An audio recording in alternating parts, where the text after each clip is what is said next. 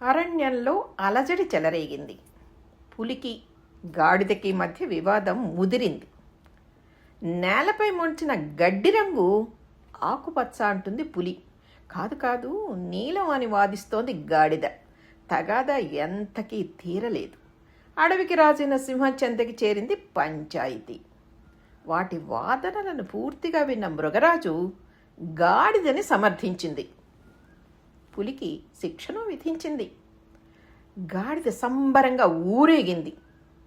పులి బిక్కమొహం వేసి, రాజా, అసత్యాన్ని అంగీకరించడమే కాక నన్ను అన్యాయంగా శిక్షించడం ధర్మమేనా అని అడిగింది దీనంగా. సమస్య రంగుతో కాదు, ఒట్టి పనికిమాలిన విషయమై ఓ మూర్ఖుడితో అంతసేపు వాదించడమే కాక నా విలువైన సమయాన్ని వృధా చేసావు చూసావా, అందుకు శిక్ష అంది సింహం. ఇది బుద్ధుడు చెప్పిన కథ.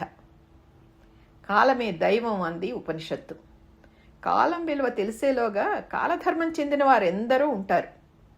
ఒక గంట ఎంత విలువైందో ట్రాఫిక్లో ఇరుక్కున్న అంబులెన్స్లోని తీవ్ర క్షతగాత్రుడి గుండె దడ వింటే తెలుస్తుంది. ఓ ఏడాది విలువ ఎంతో పరీక్షలో తప్పిన విద్యార్థి కన్నీరు చెబుతుంది.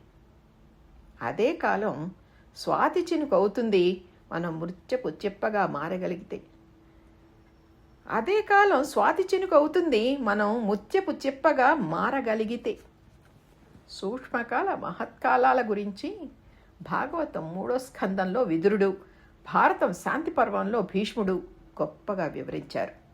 ఈ సృష్టి కోసం పరమేష్టి కాలాన్ని ఎలా సద్వినియోగం చేస్తాడో విష్ణు పురాణం చెప్పింది. కాలం విలువ తెలిసి జీవితాలను నిర్మించుకునేవారు విజేతలు.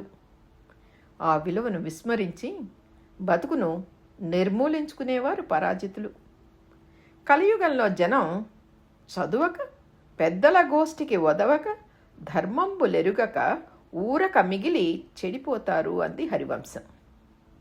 పొద్దస్తమానం ఫోన్లలో రీల్స్ చూస్తూనో, చాటింగులు చేస్తూనో, గేములాడుతూనో కాలం గడిపేవారంతా గమనించాల్సిన పరమసత్యం ఇది.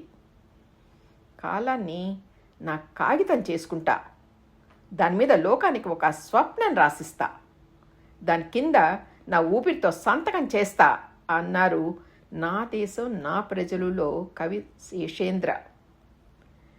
కాలాన్ని ఒడిసిపట్టిన వారి ధీమా ఆ స్థాయిలో ఉంటుంది. పండిస్తున్న రైతునై చిరునవ్వుల తోటల్ని పాలిస్తున్న రాజునై కోటి గుండెల కోటల్ని అని సిరివెన్నెల చెప్పిన మాట వారి విషయంలో నిజం అవుతుంది.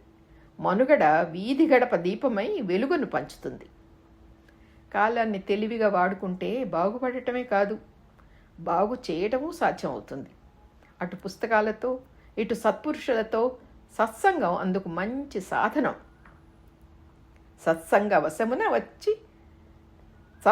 వశమున చర్చ చేసిన ఎట్టి బుద్ధి యుక్తంబవును బోధచేత అన్నారు కవులు.